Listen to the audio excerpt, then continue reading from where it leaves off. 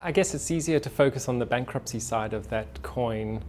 Companies don't go bankrupt if they don't have a lot of debt.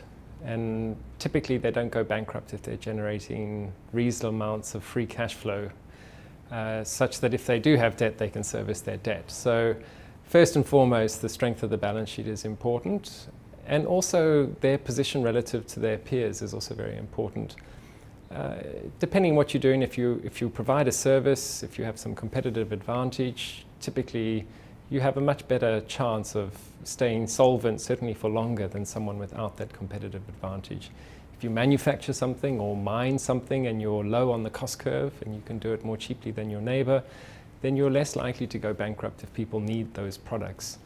And of course, the stock market is likely to help you through periods of underperformance and cyclical headwinds, should you find that your balance sheet is too stretched and need extra capital.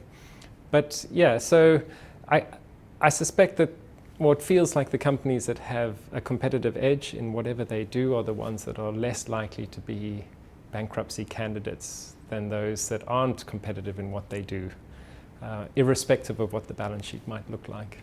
I mean, PE ratios in principle make a lot of sense and they feel good, but they don't work so well when there's no E and the companies make no earnings. And most of the companies that we are attracted to are companies that are at a point in their economic cycle or where earnings for their entire sector are hard come by.